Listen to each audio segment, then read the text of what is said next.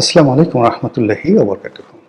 সম্মানিত দর্শক, ইরান এবং আমেরিকার যুদ্ধের একেবারে হালনাগাদ কতগুলো খবর বলে নেই। আজকের এই দিনে আমি যখন এই ভিডিওটি করছি শুক্রবার দিন, তো এই দিনের খবর হলো যে মার্কিন প্রেসিডেন্ট ডোনাল্ড ট্রাম্প একতরফাভাবে যুদ্ধবিরতি ঘোষণা করছেন যে তিনি আমেরিকার পক্ষ থেকে, ইসরায়েলের পক্ষ থেকে ইরানের তেল ক্ষেত্রগুলোতে আগামী 10 দিন কোনো হামলা হবে না। তেল ক্ষেত্রের বাইরে অন্য যে সকল স্থাপনা রয়েছে সেখানে তারা হামলা চালাবে। এগুলো এক কথা। 2 নম্বর হলো যে এই যে ডোনাল্ড ট্রাম্পের যে খেলাধুলা, সেই খেলাধুলাকে ইরান বিশ্বাস করছে না। তারা বলছে এটা একটা টাউট। অতীতে আমরা যে কয়বারই তাদের সঙ্গে কথাবার্তা বলেছি, চুক্তি করেছি, তারা মানেনি। এমনকি শান্তি আলোচনা চলেছে, নেগোসিয়েশন চলেছে, ঠিক একদিকে আলোচনার টেবিলে আমরা উপস্থিত, সেই সময় ইরানে আক্রমণ করেছে। একবার দুবার নয়, বহুবার। তো কাজেই এবারে যে যুদ্ধ, সেটার একটা পার্মানেন্ট সলিউশন আসতে হবে। এই যুদ্ধ আগামীতে আর হবে না। এবং আমাদের কিছু দাবি দেওয়া আছে, ক্ষয়ক্ষতি হয়েছে, সেই ক্ষয়ক্ষতিগুলো তাদেরকে সামাল দিতে হবে, পূর্ণ করতে হবে। যুদ্ধের আজকের দিন পর্যন্ত তারা বলছে আমাদের অ্যাবাউট $240 বিলিয়ন তারা ক্ষতিপূরণ দাবি করেছে।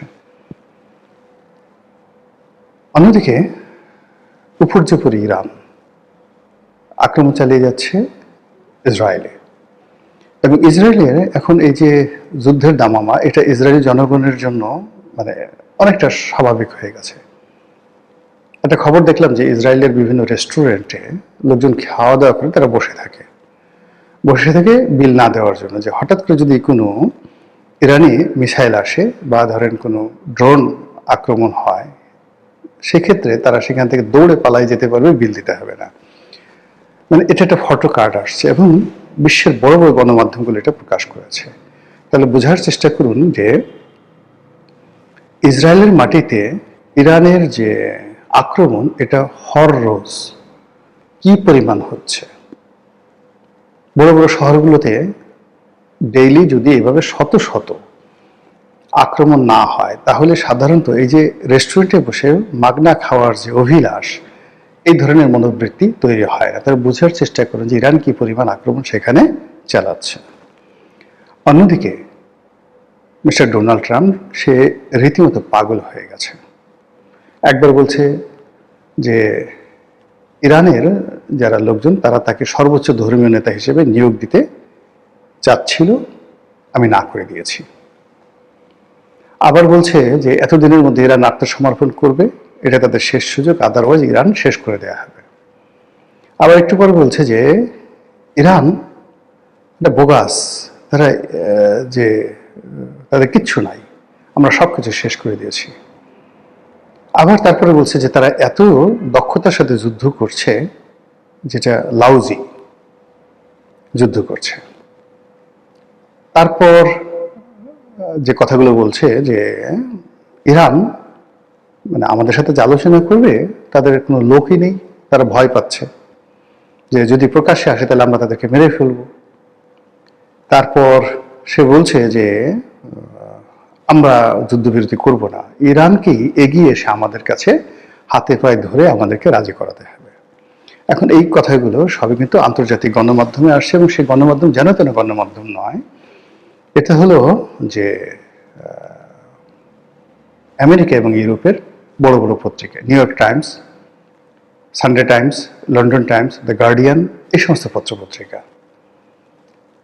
ফলে আপনি বোঝার চেষ্টা করুন যে আমেরিকার যে জনমত এই মুহূর্তে কোথায় আছে, এবং ডোনাল্ড ট্রাম্পকে নিয়ে তারা চিন্তিত যে এই লোকটা হয়তো মারা যাবে, বা যে কোনো সময় হার্ট ফেল করবে, হার্ট অ্যাটাক করবে। তারও তো বয়স প্রায় 80 বছরের কাছাকাছি, এলোমেলো হয়ে গেছে সবকিছু। অন্যদিকে ইরানের যে তেহরান টাইমস, তারা একটা নির্ধারণ, একটা যাকে বলা হয়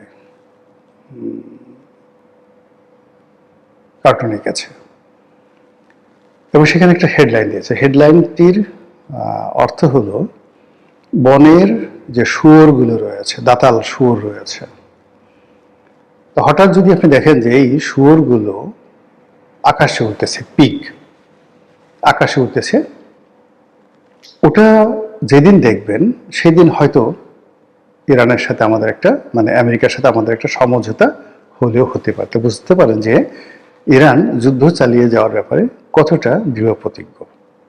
এগুলো এক। অন্যদিকে এই যে যুদ্ধ বলেছি, এটার সাথে একটা সারা দুনিয়াতে একটা যাকে বলা হয় মাফিয়া চক্র আছে, যারা অস্ত্র ব্যবসা করেন, আন্ডারওয়ার্ল্ডের মাদক ব্যবসা করেন, এবং এই সময়টাতে যারা আমেরিকাতে মাদক সরবরাহ করেন, তারা এই সময়টা থেকে যাকে বলা যেহেতু সমস্ত আইন শৃঙ্খলা রক্ষাকারী বাহিনীর মনোযোগ যুদ্ধের দিকে, আর এই সুযোগে তারা আমেরিকাতে ট্রিলিয়ন ট্রিলিয়ন ডলারের মাদক ঢুকিয়ে দিচ্ছে। সমাজ শেষ। এই সময়টাতে যারা বিভিন্ন আর্মস সাপ্লাই করে, আমাদের বাংলাদেশে ধরেন সেনাবাহিনীতে, পুলিশ বাহিনীতে যারা অস্ত্র সাপ্লাই দেয়, আপনি কি তাদের নাম জানেন? নাম জানেন না, আমিও জানি না, কিন্তু কেউ না কেউ তো সাপ্লাই দেয়। কল্পনা করতে পারেন যে গোপনে ট্যাঙ্ক, অস্ত্র, গোলা বারুদ কি পরিমাণ প্রতি বছর বাংলাদেশে আমদানি করা হয়, এবং এর থেকে কি পরিমাণ কমিশন যারা নেয়, তাদের নেটওয়ার্ক কোন পর্যায়ে, এবং তারা কারা। যে স্বাধীনতার পরে এখনো পর্যন্ত বাংলাদেশে একজন আপনি পাবেন না যে বাংলাদেশে তারা এই সেনাবাহিনীকে অস্ত্র সাপ্লাই দিয়ে এই বাড়ি গাড়ি শিল্প কলকারখানা করেছে। It's a underworld. সিমিলারলি এই যুদ্ধের ময়দানে যে অস্ত্র ব্যবসা হয়, পৃথিবীর যে সকল দেশ অস্ত্র উৎপন্ন করে, যেমন ধরুন মার্কিন F-16 বিমান বা F-35 বিমান, কিংবা ধরুন তাদের যে সকল পরমাণু প্রযুক্তি রয়েছে, জাহাজ শিল্প রয়েছে, এমনকি তাদের যে বোয়িং কোম্পানিগুলো রয়েছে, এর 90% কাঁচামাল সামগ্রী এটা তো একটা সাপ্লায়ার আছে, কখনো দেশের ভিতরে কখনো দেশের বাইরে। তো এই যে যুদ্ধ সংক্রান্ত এবং অস্ত্র সংক্রান্ত যে ব্যবসা, এটা কনভেনশনালি হয়, কিন্তু এই যুদ্ধের সময় এই ব্যবসাটা কয়েক হাজার গুণ কিংবা কয়েক লাখ গুণ এটা হয়ে যায়। ফলে কি হলো, যারা এই ব্যবসা চালাচ্ছে তারা তো লালে লাল। তাদের হাতে এত ক্ষমতা যে পুরো সেনাবাহিনীকে তারা কিনে নিতে পারে, তাদের হাতে এত ক্ষমতা, তারা যে কোনো কাজ করতে পারে। ফলে ডোনাল্ড ট্রাম্প চাইলেও তিনি এই যুদ্ধ থেকে বেরোতে পারবেন না, আর ইরানও এই যুদ্ধ থেকে এই মুহূর্তে বের হবে না। এর কারণ হলো, এবং ইসরায়েলও বের হবে না। ইসরায়েল যে অবস্থায় আছে, তার সমস্ত রাজনৈতিক অবস্থা চাপা পড়ে আছে, সবকিছু বাদ দিয়ে মানুষ শুধু নিজেরটা চিন্তা করতেছে, সে আজকের দিনের কথা চিন্তা করছে। এনি ক্রাইসিস, যখন একটা দেশে খুব মারাত্মক ক্রাইসিস হয়, আমজনতার ক্ষতি হয়, সাধারণ জনগণের ক্ষতি হয়, অর্থনীতি ধ্বংসপ্রাপ্ত হয়, কিন্তু সমাজে যারা নেতৃস্থানীয় যারা লোকজন আছে, তাদের মধ্যে যারা ধড়িবাজ, তারা ওই সময়টাতে সবচেয়ে বেশি বেনিফিট হয়। সেম কাজ ইরানে হচ্ছে, ইসরায়েলে হচ্ছে, আমেরিকাতে হচ্ছে, এবং ইসরায়েল, আমেরিকা এবং ইরানের সাথে যারা সম্পৃক্ত বিভিন্ন দেশ, ব্যক্তি, প্রতিষ্ঠান, তারা এই সময়টাতে এই যুদ্ধকে কেন্দ্র করে যে বাণিজ্য, এই বাণিজ্যতে যে অর্থ তারা উপার্জন করেছে, সেই অর্থের মূল্যমান কত কল্পনাই করতে পারবেন না।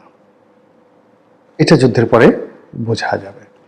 তো কাজেই ইরান এবং আমেরিকার যুদ্ধ সহজে থামছে না। থামার কতগুলো লক্ষণ আছে। প্রথম লক্ষণ হলো যে একটি পক্ষ সম্পূর্ণরূপে পরাজিত হবে, আমেরিকা অথবা ইরান সম্পূর্ণরূপে পরাজিত হবে, যুদ্ধ থেমে যাবে। কিন্তু সেক্ষেত্রে আবার নতুন করে যুদ্ধ শুরু হবে অন্য সেক্টরে। যেমন আমেরিকা যদি জিতে যায়, তাহলে সে প্রতিশোধ নেবে। এমনকি বাংলাদেশে দেখবেন যে তাদের দাপট, সেন্ট মার্টিন সে 1 মিনিটের মধ্যে দখল করে নিয়ে যাবে, কোনো রকম লাজ লজ্জা থাকবে না। আবার যদি আমেরিকা পরাজিত হয়, বাংলাদেশের যারা লোকজন রয়েছে, ইরানপন্থী লোক, ইসলামপন্থী লোক, জামাতপন্থী লোক বা অন্যান্য যারা আছেন, তারা এই পশ্চিমা সংস্কৃতির যে সমস্ত লোকজন ছিল, তাদের প্রতি যে চড়াও হবেন না, কথা কিন্তু বলা যাচ্ছে না। ফলে অরাজকতা কিন্তু চলতে থাকবে যুদ্ধের জয় পরাজয়ের পরেও, যে পক্ষই হোক না কেন। তাহলে যেটি বললাম যে এক পক্ষের সম্পূর্ণ পরাজয়। দ্বিতীয়ত হলো, উভয় পক্ষ যখন দেখতেছে আর পারছি না, যুদ্ধে উভয়েরই ক্ষয়ক্ষতিটা এমন একটা পর্যায়ে চলে গেছে যেখান থেকে আসলে রিগেইন করা সম্ভব না, চালানো সম্ভব না, তখন তারা সমঝোতায় আসে, চুক্তিতে আসে। এছাড়া সাধারণত এটা হয় না। যুদ্ধ মানে যে ইতিহাস রয়েছে, সেই ইতিহাসে এভাবে হয় না। ফলে ইরান এবং আমেরিকার যুদ্ধ দীর্ঘ মেয়াদে চলবে। কিন্তু এই যে দীর্ঘমেয়াদে সেখানে যুদ্ধ চলবে, তার জন্য আমাদের প্রস্তুতি কি? এখানে একটা কথা বলি যে বাংলাদেশের অর্থনীতি কিন্তু একটা অদ্ভুত অর্থনীতি। সারা পৃথিবী যখন খারাপ যায় আমাদের তখন ভালো যায়, আর সারা পৃথিবী যখন ভালো যায় আমাদের তখন খারাপ যায়। কারণটা কি? কারণ হলো আমরা যে সকল প্রোডাক্ট তৈরি করি, লো প্রোডাক্ট, মানে ধরুন গার্মেন্টস, খুব কম দামের গার্মেন্টস। এখন ইউরোপ আমেরিকার যারা লোকজন আছে তারা ভালো সময় দামি দামি পোশাক পরবে, তো সেখানে saint Michael, Marks and Spencer, যারা যারা তো না, যারা অত দামি ব্র্যান্ড না, ধরুন ক্যানালি, ডানহিল, তো গুচি, তারপর ধরুন অন্যান্য ইল্লি, যে সকল মানে খুব দামি ব্র্যান্ড আছে, তো এই সকল ব্র্যান্ডের কাপড় চোপড় তারা বাদ দিয়ে তখন বাংলাদেশের কম দামের পোশাক, গুলিস্তানের পোশাক পরা শুরু করে দেবে, ফলে আমাদের ইকোনমি দাঁড়িয়ে যায়। এই যুদ্ধের সময় সমস্ত মানুষ পালায়, এখন তাদের ঘর ঝাড়ু দিতে হবে, বাথরুম পরিষ্কার করতে হবে, মানে এই যে কাজগুলো, অড কাজগুলো, এই কাজ করার জন্য লোক লাগবে, বাংলাদেশ থেকে লোক নিতে হবে। আবার যুদ্ধের পরে পুনর্গঠন হবে, দেশগুলো পুনর্গঠন হবে, সেখানে প্রচুর কনস্ট্রাকশন কাজ কারা করবে? বাঙালিরা করবে, ইকোনমি দাঁড়িয়ে যাবে। তো সেই ক্ষেত্রে যেটা দরকার সেটা হলো রাজনৈতিক প্রজ্ঞা, লিডারশিপ কোয়ালিটি।